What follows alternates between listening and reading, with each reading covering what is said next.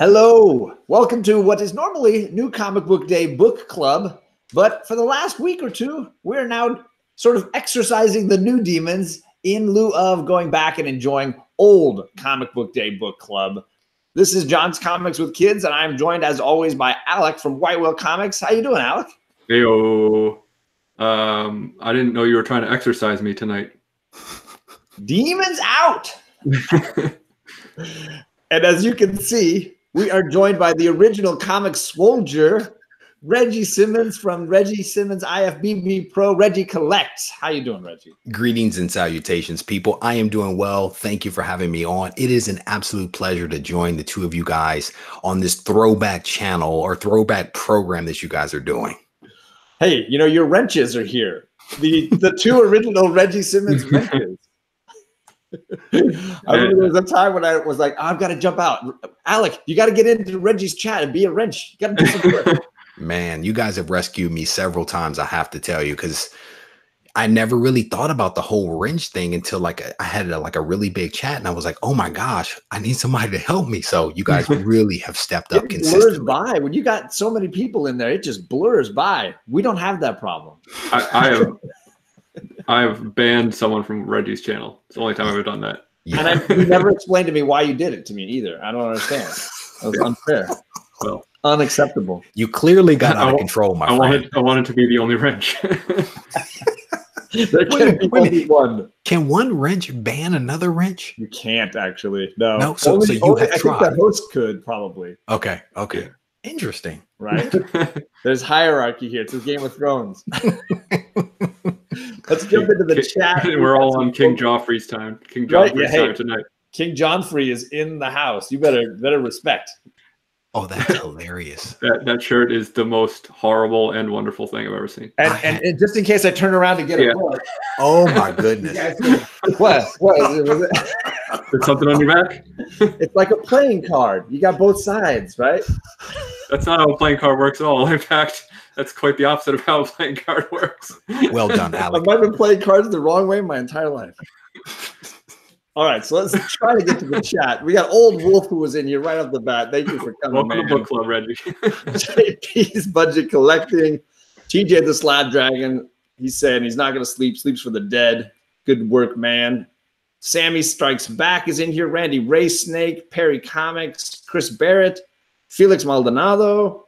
Bear Island Comics. James Gallegos. Let's see here. DS Comics is in here. Comic Books NYC. Tech 31 Kid. We got a nice little crew in here. Hopefully here because we're going to be talking about an epic book. The possibly what? The Copper Grail of Grails here. You know it's good when Mr. Reggie's got two slabs of it. Respect, right? Yeah, we are definitely talking Hulk 181. I'm curious, had you read this book before tonight, Reggie? Yes. Yes. I've actually read the book a couple of times, mostly on Marvel Unlimited because I bought both of my copies slabs, so I was able to read it on Marvel Unlimited prior to today. I'm a big fan of, like, sometimes I'll buy a book, a slab or a book, and then I'll read it immediately. I really enjoy that because now I've had the book in my possession and now I want to dig into it a little bit. So that's typically how I do it. And Alec, had you read it before tonight or this week? No, it's a negative. Really? Yeah. I'm surprised. I've been spending a lot of time like reading old books, you know. I've gone back and read Hulk 1 from the beginning and FF1 from the beginning just because there's all these wonderful stories and it's like I want to go back and read some of that old stuff, you know? Well, you were doing that with ASM because I remember you were coming on every once in a while and saying there's this amazing story where J. Jonah Jameson explains what it is that's bothering him about Spidey. So you've been going through the ASM run. I don't know how far you've gotten through that. I'm in probably like the 70s. So like just what I've been doing is so I had ASM 1 and then I went back and started reading ASM 1 from the beginning and just continued to read it. And as I buy books, I'll try to read those books. So I'll bounce around a lot. But what I've realized is that there's just all of these assumptions that I've had about characters or I've understood the retcon version of that character, but never that character themselves from the original. Like my understanding of the Hulk was really like from the 90s. And so I started reading Immortal Hulk. I was like, oh, this is the bomb. I had people saying, well, it's reminiscent of how the Hulk originally started. I'm like, well, really? And then I would go back and read Hulk 1. And then I saw the connected to nature of like the original Hulk with the Immortal Hulk. Like even in 181, they actually talk about immortal, which I thought was really interesting, which ties to some degree to the original Hulk's purpose, and then also with the Immortal Hulk. So I've enjoyed going back reading a lot of that old stuff. Yeah, I don't have unlimited, and you know, a lot of the older stuff is hard to find in reprints, even in trade. So, you know, until the facsimile came out, you know, I could have gotten one of those ones that, yeah, no, I prefer to not read comics digitally, and I know that like I'm probably gonna have to bite the bullet and do it if I want to read a lot of these older good stuff. But it's just not. Well, if you're not buying those giant omnibuses, where else could you get it, right? Well, I could get one of those 25th anniversary reprints that you have, but yeah, I mean, I will say this came out in '86. I bought one of these off a spinner rack at a Circle K when I was a kid. When we'd visit my grandmother, my mom would give us money. We could go to Circle K and buy anything, any comic we wanted, and so I would go down there 2 or 3 times in a given week when we visited grandma.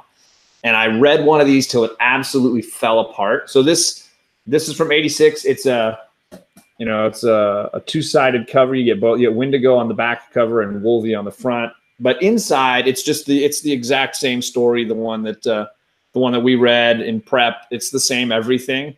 Obviously, the ads will be different because it's from '86. It's not a facsimile in that way.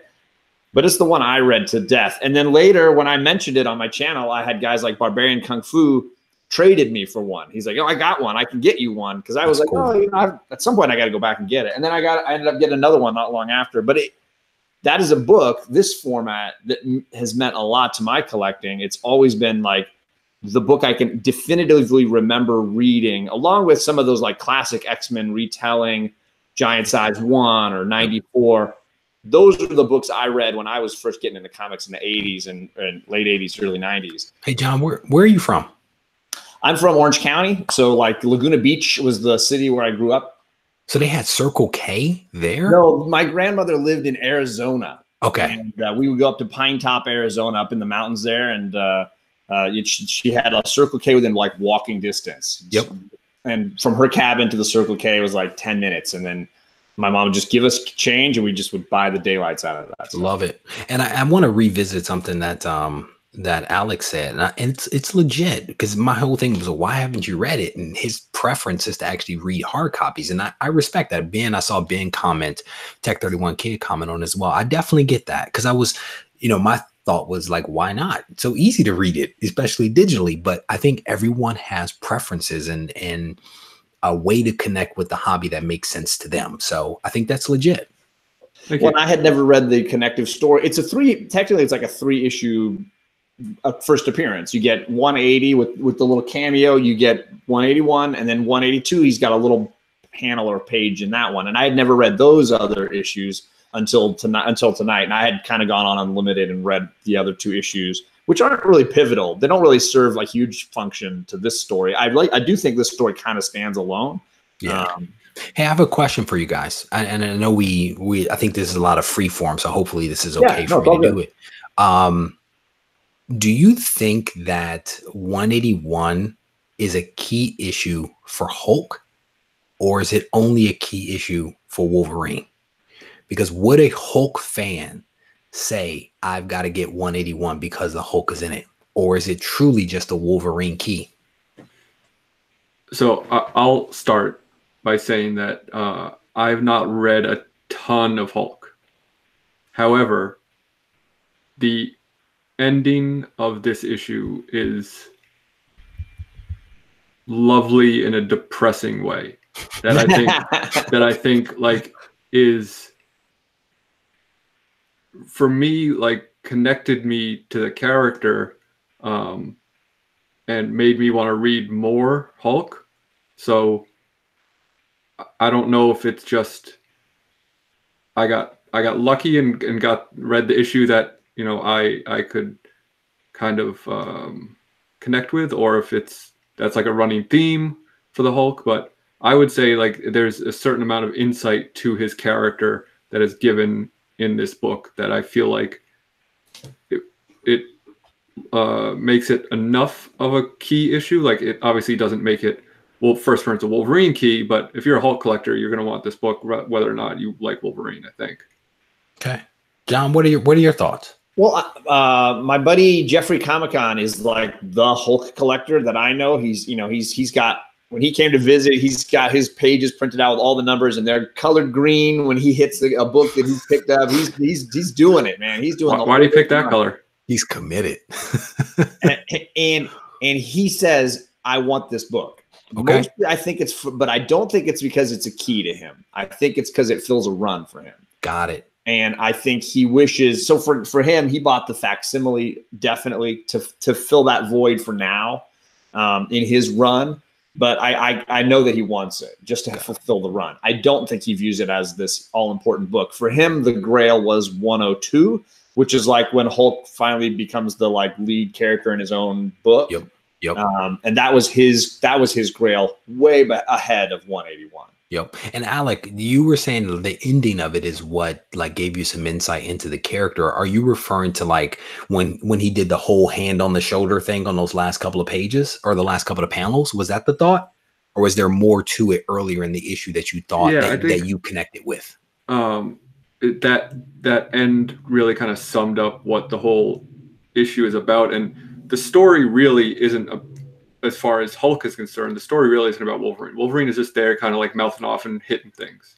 The story is about the couple who are trying to save the Wendigo. Yeah, it's all the Wendigo. Yep. And I guess we're going to jump right to the end, which is fine because we do that. I don't think you can really be spoiling a book we're cool. So he and this woman kind of walk off together, and it talks about how they are both kind of these outcasts who don't like have a connection to other people and stuff like that, and are kind of lost. And I think like the whole story led up to that moment, and it paid off for me. Got it. I think it's super helpful. You know, I don't know. I was just curious whether people. We see TJ Slabdragon is saying that he thought it was a Wendigo key. Yeah, honestly, of the three of them, the most legit character for a key would be Wendigo as far as story goes. I think Wolverine, if having read it a few times now, he comes off as a complete doof. Like I don't know what he's doing in this thing. He's just bouncing all over the place. He's very un-Wolverine. If you think of like Old Man Logan, yeah, this is not the same guy. No, it's a very different personality. He is a goofball. Yeah, not the best light. All right, John, sorry about that. I took you off task, brother. No, it's fine. Like so for those that don't know, this story centers on a trip. Hulk is going to Canada. He accidentally. Is what? Accidentally. Accidentally. But he's due to try to get the Wendigo out of this forest where he's at. I'm a little vague on the whole why he's going after the Wendigo. The Wendigo is a character, a man who is sort of possessed or cursed with the spirit of the Wendigo and is unable to relinquish this burden that he's carrying, much like Bruce Banner and the Hulk. And for whatever reason, there's also a government agency deciding to send Wolverine to just mess everybody up. Like it's just going to be a brawl, free for all here in the Canadian woods. And then the Wendigo has this little triangle, right? It's like the Wendigo and then his best friend and his girl. And the three of them are in the woods. The friend and the girl are trying to basically fix the problem of the Wendigo by bringing his curse and putting it on the Hulk. Because they view the Hulk as just a mindless beast. And if they just dump the Wendigo's curse, it's just one more problem for the Hulk and he can deal with it. Whereas our friend, at least, will then be free from this pain. Right. Does that sum up the plot? Yeah, I'd say pretty well. And then the the friend sacrifices himself in order to save the brother because he's in love with the girl. No surprise, surprise. So for you guys, like, how do you feel? For me, it feels like the plot is in a lot of ways a big pretense to just let three people go to town. Like, do you feel like there's enough? I didn't know we were talking about Faithless tonight. I'm going to go to Reggie then. Reggie, Yeah, do you sure. feel like there's I'll sit enough back. plot to even carry this book? I mean, I think Alec kind of touched on that the answer is it's a little thin, right? I found it to be a little thin.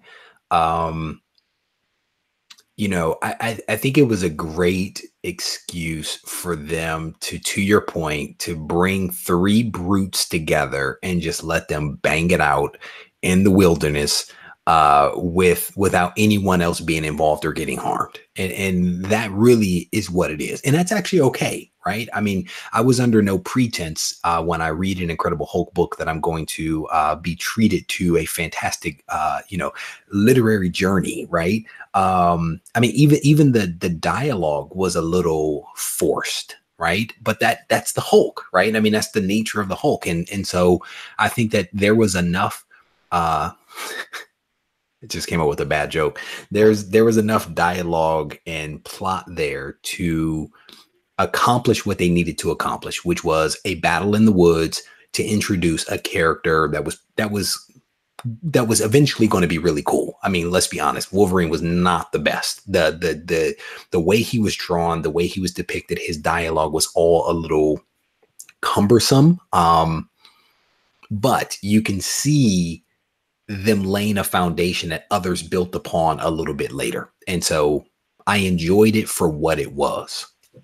Yeah, I think Wolverine is like a lot of characters. I would put Deadpool in there, and I'm sure some others can come to mind, but where their first appearance or their early appearances are not what make the character great.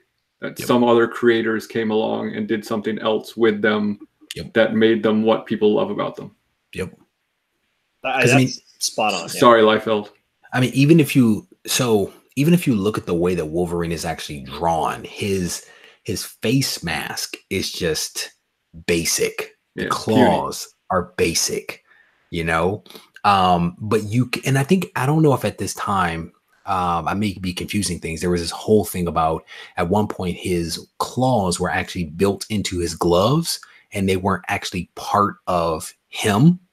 Well, that's what it looks like in this, because they're like thick this way instead of thick this way. Correct. Yeah, they're like more flat piece. I don't know. Sorry, I'm going to the bad angle there, but like they definitely don't look like the ones that you see in the Claremont run. Yep.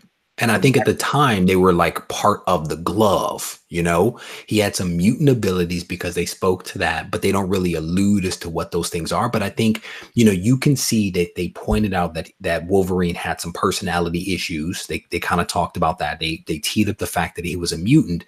And to Alec's point, I think that this early introduction laid a foundation that was really fleshed out and built upon by other people. And over time, he became the Wolverine that I love. You know, this first appearance, I'm like, it's okay. But when you think about what he became, that's where all the intrigue. And if you think about, what is it, the Weapon X, that series, fantastic in terms of laying a foundation for him. The Marvel Comics Presents one. Yes, that one. Yep. Fantastic. I remember reading that in the 90s, and that's when I fell in love with Wolverine, you know? For sure. And they obviously they even call him Weapon X in this. They even talk about it's the foundations for that are laid here as well. Yep. On that same note, I feel like even the first few Claremont uses in X-Men Giant Size, he still has a little bit of a I'm just a prick. Like, that's just my thing. Like, I'm just a knucklehead, and I bounce all around. I'm going to do wild, crazy things, and I'm going to bite your head off and be just like rude about everything. It took a while. I felt like it took a while for him to find his footing as a character that is as beloved as he is today. And even TJ mentioned he viewed it when he bought it off the rack as a Wendigo book. He was excited to see the Wendigo. And then there was this silly Canadian character in the background. Comic Tom 101 in the room. Yeah, thanks for coming, Tom. I saw Mr. Miracle was coming in, and Comics Misexplained is here. Mylar Sleeve is in here. Yeah, some awesome guys. Thanks for coming by. And gals, Decaf Raven. So, Alec, you said you wanted to talk a little bit about the ending and sort of the Wendigo journey. What is it you really liked about that? So, I mean, I kind of touched on it a little bit already. It's that idea of, I forget exactly how they say it at the end, but it's much more eloquent than I'm going to be able to recap it. But it's this idea that Hulk is this lonely character, that he is, you know, he clearly multiple times kind of expresses his dislike for humans, puny humans, but at the same time, like, he has no one to connect with. So here it says, he is a simple creature, this incredible Hulk. There is much he doesn't understand, but grief, despair, these emotions he can recognize, and it is in his own clumsy way trying to soothe. And this is basically where he puts his hand on the shoulder of a woman who is, you know, basically crying. Yeah. Both victims of circumstance they could not hope to control. I mean, it really is a wonderful ending. It really is. And I mean, it does a really nice contrast between what you would expect the Hulk to be, which is Hulk smash. Hulk smash. He certainly does. It is the complete opposite of Hulk smash. But what you notice here is that, you know, the hand on the shoulder of a girl, that is consistent, I think, right? If you think about, like, even the movies featuring the Hulk, he has a soft spot for women. If you think about him and Betty Ross, right? Soft spot for women. That is one thing that is pretty consistent, at least for the Hulk. And I think it's a really, really touching moment, you know? Yeah, Mylar Sleeve just put it really well. Hulk is the tragic, misunderstood Frankenstein. Well said. I think, like, is a good comparison. I'm just gonna throw this out there. I loved this. I enjoyed this cover to cover. It was so campy, but in, like, a very tongue-in-cheek, I would hope self-aware way. That it just, like, I had a blast reading it. And my favorite part of it was all of the different nicknames the narrator referred to the Hulk as. And I wrote, I think, all of them down. He calls him Old Greenskin twice, the Emerald Man Brute 3 times, the Green Behemoth, the Jade Hued Juggernaut, Jade Jaws, the Green Goliath twice, and the Great Green Goliath. Yeah. And that's just, like, that's solid gold, man. Yeah. No, sorry. Go ahead. And, no, like, please. He even, I don't remember if it was in 180 or 181, but he, like, the narrator, like, talks to the reader like you're a part of what's going on. He's like, he refers to you as Tiger at one point, and he's like, oh, well, why don't we come back over here and rejoin this? And I felt like it was a very interesting voice to have as a narrator. It was very, very, like, over the top in a way, but appropriately so. To me, that's very reminiscent of Stan Lee. Sure. You know, when you read Stan Lee's editorial comments, especially in like Spider-Man, he is talking to you in many cases. And that's an element that I've always enjoyed with comics. You can actually hear the editor or the writer, depending upon who's doing it. You can hear their voice. And that's what always made it fun to me. That's what always pulled you into the comic that you were reading, because you're almost doing it with that narrator, with that writer, with that editor. And I just think that's really cool. Yeah. And as much as I enjoyed New Teen Titans last week, I felt like that narration was missing that for me. That was, like, very much more like, here's what's happening, is very matter of fact. And this was much more it didn't feel like a character, right? It felt more like a writer talking to you. Yeah. This felt like another person who likes Hulk hanging out with you. Yeah. I dig that point. And obviously, I think you're talking about books that are not of the exact same age. You know, Sure, 1979 or 1980 versus what is this? Originally 1984. Right. First appearance Wolverine. Yeah, what year was the original? 76. Oh, okay, so not too far off, I suppose. I might be wrong. Maybe somebody in the chat will help us out. Somebody was asking who the writer was, Len Wein, and the artist is Herb Trimpe, if I'm pronouncing it right. 74. Okay. So not exactly the same era. I know that we joked that the Teen Titans had this classic 80s feel for me. The even late 70s disco is dying kind of style with the deep V-neck on characters, and the costumes were ridiculous and hysterical. But it felt like the writer was taking it way more serious, whereas this definitely had that camp quality for sure. And I think that's probably why I liked it as a kid. I don't know that I love it as much now. I think it feels dated to me and not as interesting to me. Except the Wendigo part is the part that I'm interested in. The Hulk Wolverine Wolverine just he's a knucklehead, and some of the drawings are flat bad.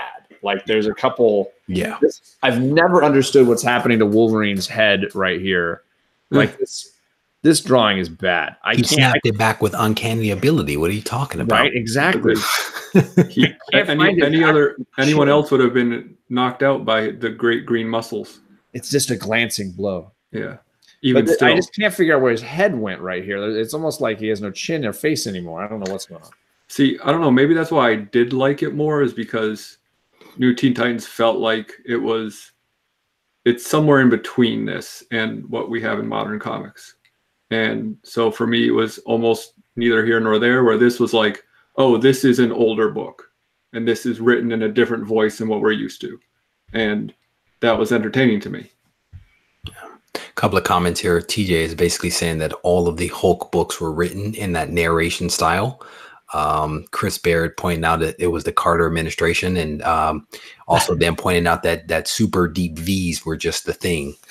Well, yeah, somebody said that only Luke Cage can pull off that deep V, and I was like, yes, that is true. So here's my one. Getting back to the plot question. There were some feats here that just I didn't understand. So the Wendigo is 8 feet, right? So Wolverine is 5'2".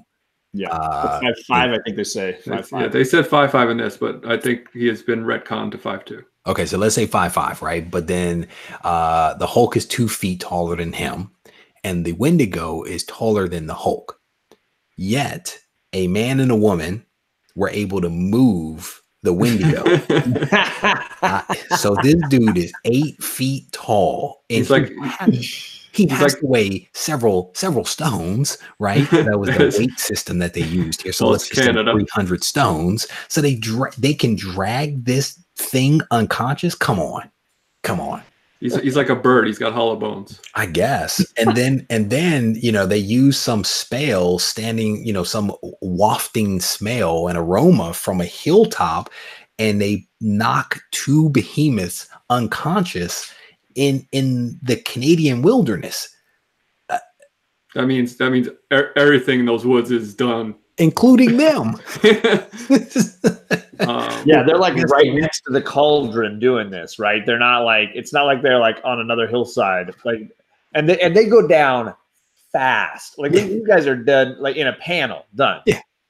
Yeah. Like, I mean, at least pull out a tranquilizer dart and shoot them a couple of times, right? I mean, I could buy that more than I could believe the wafting of a smell down into a valley makes them unconscious. But again, it was the 70s or whenever it was, it's all make believe. We give ourselves to the story and go with it. Suspension of disbelief. There you go.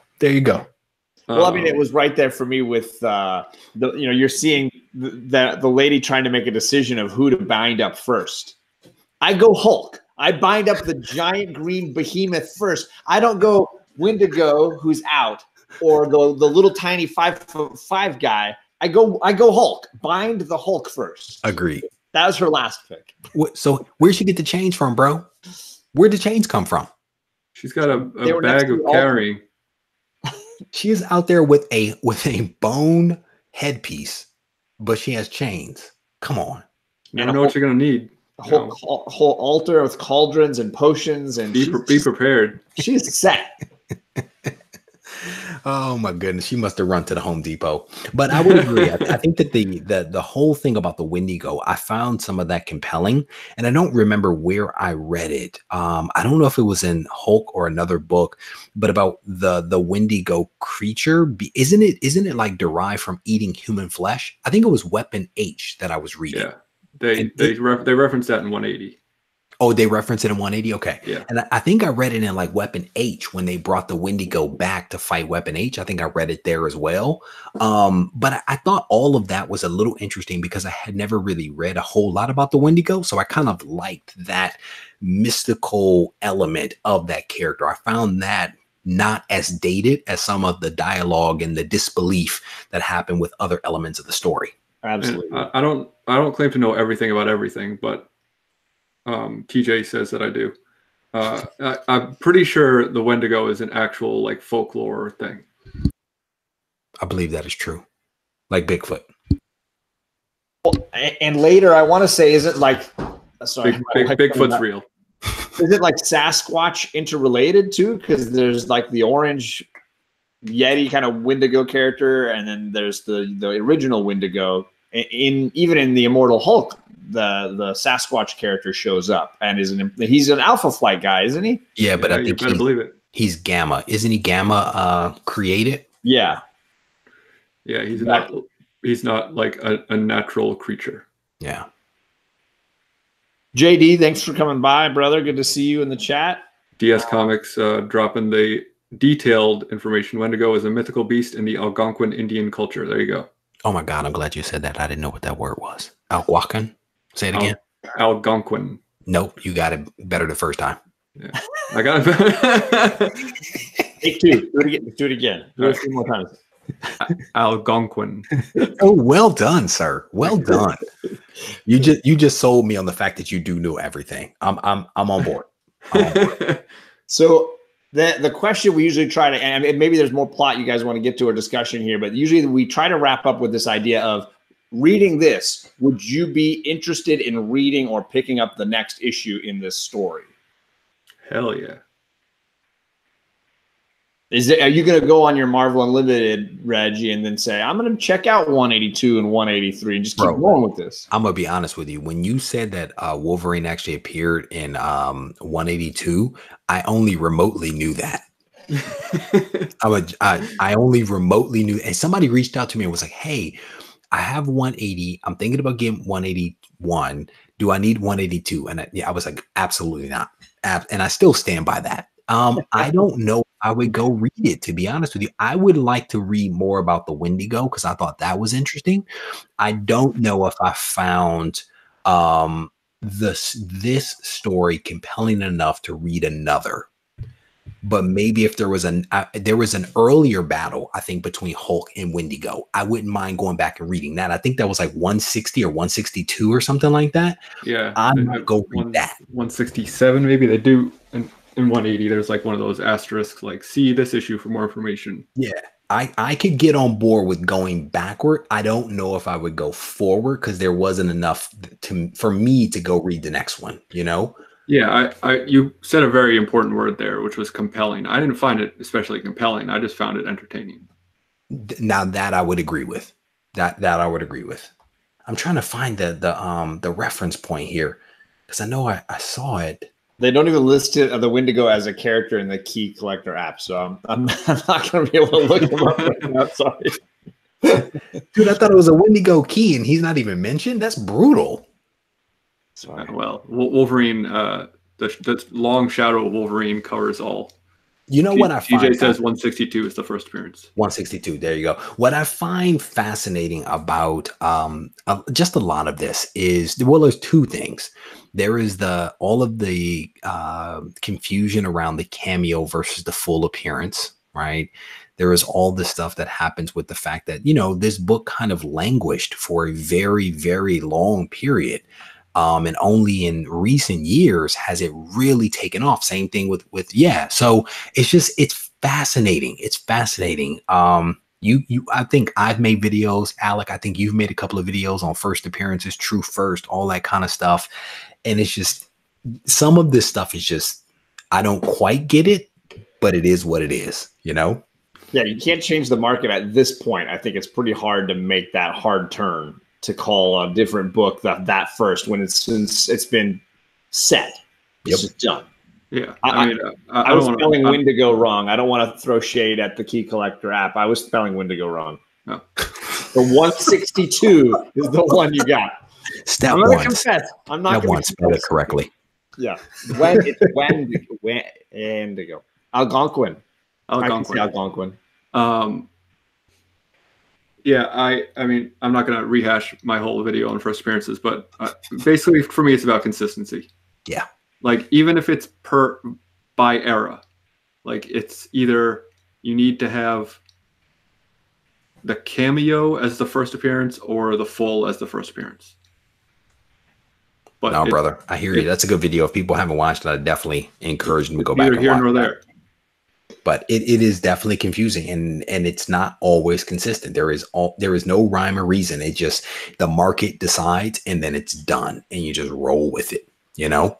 Absolutely. Well, was there anything else you wanted to say about this issue, gentlemen? Was there anything that you felt like we didn't get to? I mean, there's lots in that fight, but, you know, I don't know that there was anything pivotal that we skipped over, maybe. No. Just a lot of funny dialogue. The dialogue is hilarious. So here, I do have a question. Does anybody know who the commandos were that they were going to send in? Were the commandos Alpha Flight? I hope so. Because this chopper that they have, they're going to send, if Weapon X can't take them out, they're going to send in some highly trained top commandos. Yeah, Weapon Alpha, baby. Commandos? Was it Alpha Flight? Weapon Alpha, baby. That's what's up. That's what's up. Go on and drop them in there. Get mollywopped. Unless it's Vindicator. Vindicator can bring some heat. Yeah. Well, Wolverine's claws apparently can't even scratch the Hulk, so I don't know what's going on. What are you saying Puck can't go up against Wolverine?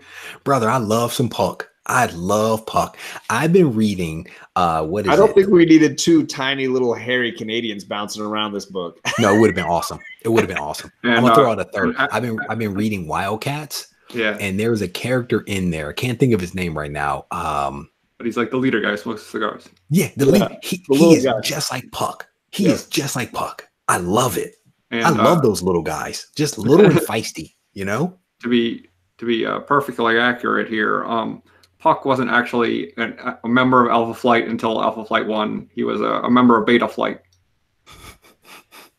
Are you serious? Was he Beta? I didn't know that. Yeah. Speak truth. Puck and Marina both were. TJ laughing at us because he's saying Alpha Flight wasn't even imagined at this point. Or was it, TJ? True first appearance, Alpha Flight. Retcon. That's, bro, I'm telling you, it is a retconnable moment. I'm telling you. Somebody's going to go back and throw a hook in that and just run with it. So I'm going to jump to our debate topic because I had a guy chatting in my comment section for the post for tonight, and it got me really thinking like about facsimiles and this idea of facsimile editions. And he was pretty convinced about this topic, and I was curious what the chat thought. His feeling, and don't be laughing, but you already know what we're talking. Don't be laughing. That printing facsimiles hurts the value of the original comic. And we're going to talk a little bit about maybe good possibilities or bad possibilities for other facsimiles in the future. But just to get this pot really stirred, does anybody have any thoughts on the possibility that a facsimile edition could damage the prospects of another book? So no, but I will say as a, did you want to think about that one? No, I'm sticking with no. So as an old school Magic card player who has since retired from the game because I won it all. It's not true. Got 6 rings. That's a big thing in that community, and that makes sense because it, like, if you reprint a card, it decreases the value of the card because you need that card to physically play the game. And if you get a newer version of the card that's cheaper, that decreases the version of the older card. So if we're strictly talking about comics as a reading medium, then yes, maybe it would decrease the value. Because if someone wants to read this and the only way you can get it is to buy original Hulk 181, then maybe it would decrease the value. But as a collectible, definitely not, because you still want that. This is not the first appearance of Wolverine. This is just paper. And I know it's all just paper, but that's a great way to say it. Did you see Mylar Steve says, no. Food trucks don't threaten restaurants. I was like, that's a great way to, that's a good comparison. I do in my world, because I would eat a food truck all day long. Don't eat trucks, man. That's made of metal. Reggie, what are your thoughts? Croissants. So I have mixed feelings about facsimile covers or facsimile books. The immediate answer to your question is no. I do not believe that facsimile books devalue the original book. And I think the backdrop that Alec just gave, I think is helpful, because, you know, my whole thing is when people make statements like that, the question becomes, where does that come from? Because it comes from someplace. And it may come from this guy having a background in Magic or some other game or whatever, where that actually matters. And that background was helpful for me, but I don't think that it devalues the book. To some degree or another, I mean, you could make the same argument about it's on Marvel Unlimited or it's on a website. Do those things devalue the book? Absolutely not. It does not. I think that it is a way to make a very expensive comic more accessible by people. And there are people like Alec who don't like to read digital. And so having a hard copy, I think, is a really cool thing. It also makes money for local comic shops because they can actually sell these things, which I think is good. Where I struggle with facsimile covers or facsimile books is when those books are starting to sell for like real money. When I see one slabbed and it's $100, I scratch my head as to why it's $100. And I don't think it devalues, again, you know, the real Hulk 181, because that's a phenomenon, right? 10,000 on the census, it's going up in price. That's a phenomenon. But I struggle with a facsimile cover being worth actual money when it was printed last week. I don't get that. Well, like a True Believer too, right? Yeah, True Believers. That's what blows my mind. It's like $1. I struggle with those. You know, free comic book day books. I mean, don't even get me started. Like the Golden Record stuff, I get it, but I still don't get it. You know, at least those are old. Yeah, well, at least those are old. At least there's that. But still, it's just a facsimile cover printed 2 weeks ago at $100 on eBay. I struggle with that. Yeah. I want to shout out a couple people. Jason of Comics Misexplained said, the Beatles' first pressings will always hold their value, even though it's been repressed to bones, right? 1,000 times. And then TJ says, considering how many times that this book has been reprinted, what has happened to the price of the original as kind of your answer. Mm-hmm. Well said. You know, so those are great, absolutely great points. I think if I was going to devil advocate this, I think the other side of it is not simply like Alec is saying, like for the reader who wants to like read it, now he has a chance to read it. I think it can put a pin in that collector who wanted it, but maybe not on the same level as Reggie wanted it when he went for his slab versions. They might decide, you know what, I can wait on it now. There's no rush on it. I can enjoy this and have it in my collection, and it's a placeholder. So then maybe the heat under those collectors dwindles somewhat. So there's only a core group that's really as passionately hunting for it as there might have been previous. That's the only side of it that I could really comprehend personally. Yeah. Go ahead, Alec. Maybe for something like an Alpha Flight 1 facsimile edition, but not a Hulk 181. Hey, yeah, why are you laughing? Sorry. So I guess Alec wants to jump straight to books that should never get a facsimile copy ever. Those books that for some reason this would be a waste of time and money. Nobody's going to read this. Nobody's going to buy this. It is. So he's saying your pick was Alpha Flight. Is that what?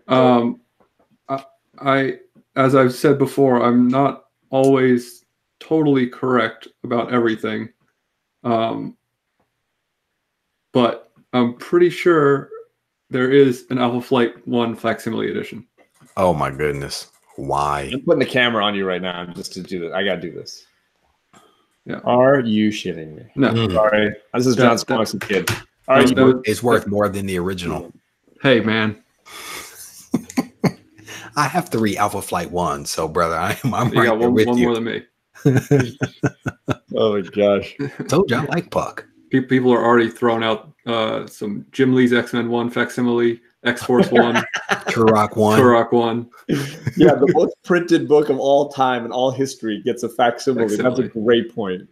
You guys are hilarious. There was what, 8 million copies of that? Insane. I honestly just picked up 12 copies of X-Force 1. At least 4 of them had the Deadpool cover or card. You gotta get the Deadpool card. It wasn't on purpose. It was accidental. It was in the collection. It was in the collection, bro. I opened it up. I was like, oh my goodness. Slap them. Slap them new. No, sir. I would throw out Terror Inc. Does anybody remember Terror Inc.? Hell yeah. Yeah, that's one that would just not be reprinted. Terror Inc. would have to be my pick. I actually had Web of Spider-Man on there too, but Web of Spider-Man 1, but that one's starting to go up a little bit.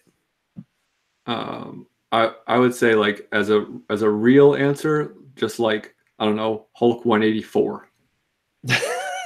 Because why? Does that exist? Like, why? Or Captain Marvel #1, the 2018 edition. No, so in all honesty, here's my challenge, right? Here's the challenge. And I talked about this in a recent video, is that even a book that has no real significance could suddenly become significant. Yeah, we've seen that a lot. If the right writer comes along and is a fan of a book or needs a hook for something, like we were just joking about the whole Commandos and this thing, let's just say that this book were 184 instead of 181. This book could suddenly become hot if one of those guys on the tarmac here was suddenly deemed to be the first member of Alpha Flight or something crazy. You know what I'm saying? Sure. So yeah. It's tough to say that, this book should never be printed when people potentially said that about 181 20 years ago. You know what I'm saying? Yeah. Or 30 years ago when it was selling for like $20 in the back of comics when they couldn't give them away. So it's tough. And we this is all tongue in cheek. We're having some fun, but that's one point that I just want to make is look at Thor, right? What was it Thor 6 or something like that? You never know what magic could happen if you have a talented writer that decides something is now true, you know? Well, that's the Gray Matter Hulk says Donny Cates is Alpha Flight. Yeah. Right? He decides he wants to do Donny Cates Alpha Flight.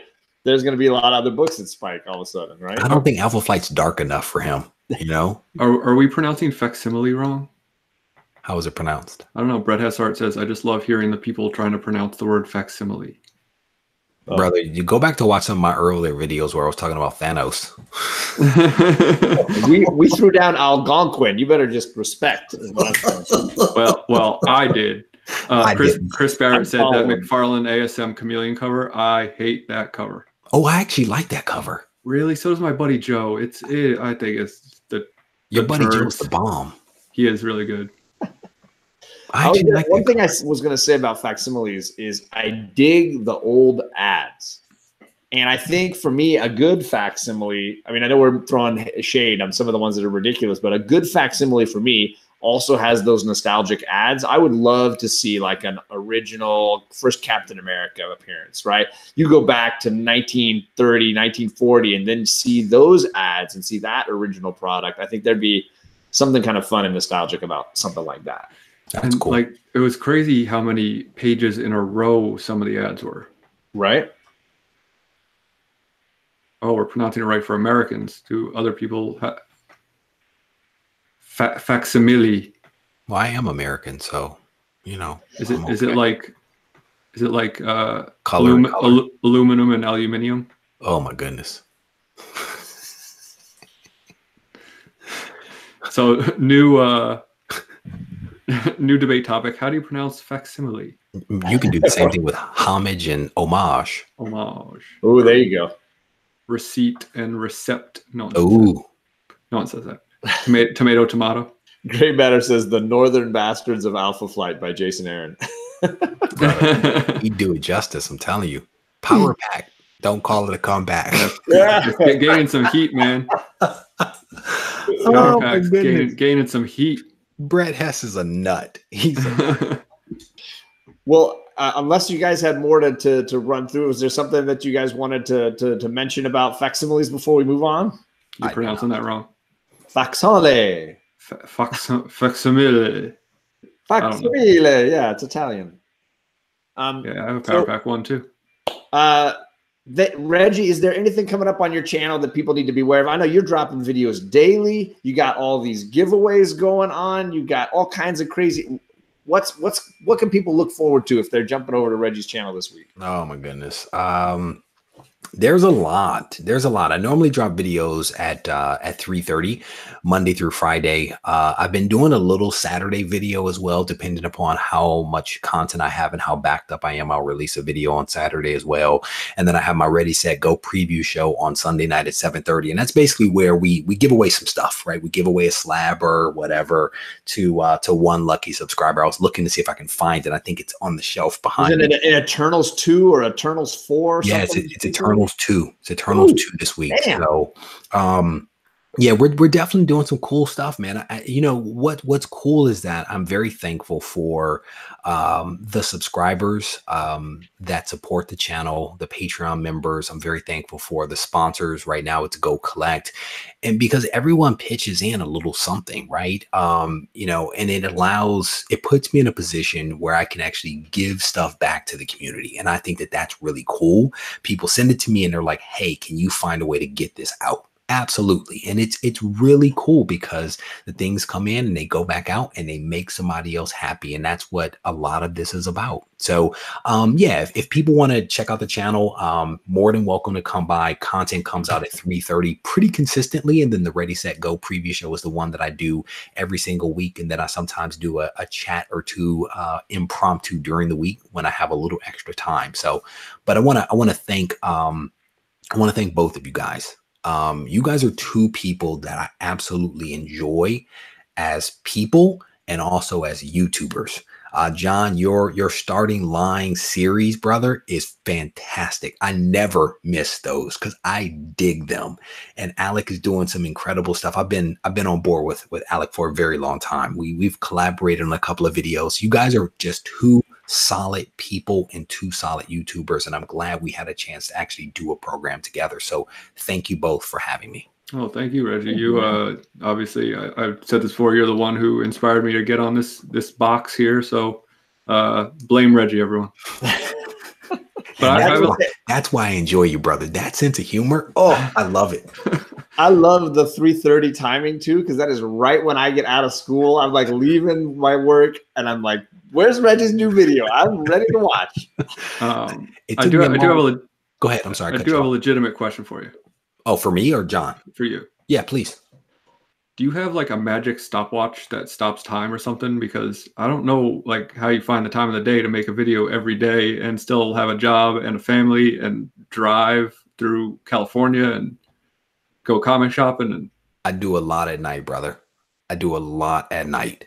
I think he exercises a little bit too. Yeah, occasionally. I'm getting dad bod right now. But I record a lot at night. Like when my wife goes to sleep, which is like 9:30, I start banging videos and I start recording. But what I do a lot of times during the day is I'm always thinking about videos and content, and I'm a writer. So I'm organizing my thoughts in my head the way I want to tell the story. So when I turn on the camera, I just rip it, you know, and I don't necessarily have to think about it or in that moment work my way through it because I've already done that over the course of a day. And sometimes I'll be noodling 2 or 3 ideas at the same time. I'll sit down, turn the camera on, 3 videos, 20 minutes later, 30 minutes later, you know? I usually mute my mic when I rip it. My son says, "What's that sound?" It's my tooth. Oh my God. So leave it to book club to end on fart jokes. You got me sweating in here now. Got him. So, Alec, you had Story Comic Core on Monday night. What else are you doing this week? I know you had auction on Instagram today. Yeah, I messed around. I did an auction on Instagram. Leave me alone. Give me a break. Got all sorts of people jumping in saying, "What the heck is this?" There's no hate. There's no shaming. No, I know. I'm just joking. No, it was fun. It was a different thing. It was just trying something out for. 'Cause I know there's a lot of people who follow me on Instagram that don't follow me here, and vice versa. So I wanted to give everyone a chance to get some deals on some books, and I got to unload some books. So it hopefully worked out for everyone. Yeah, I got Story Comic Core on Mondays.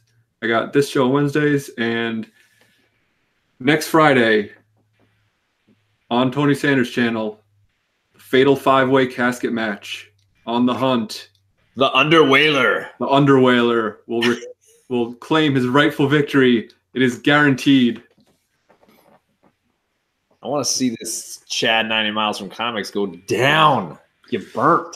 All right, he's that Y290. He's got a loud mouth, and Paul Whaler and the Underwhaler are gonna. The Underwhaler.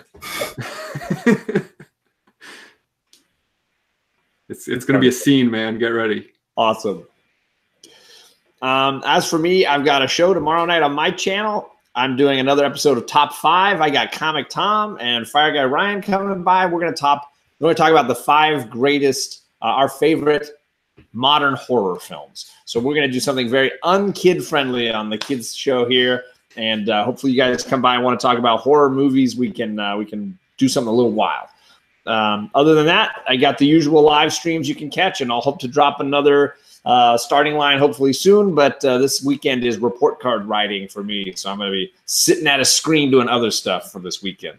Give them all D-minuses. Have fun with that. Give those kids a complex. DS is one of the 2 people who know what kind of heat I'm bringing, and he said, just give Alec the trophy now. It's going to be a slaughter. Woo! I'm looking forward to it. Big talk. Well, thanks to Reggie for coming. Alec, do you want to let them know what we're going to see next week when we're on your channel? Yeah. We were going to do another hashtag dumpster fire episode.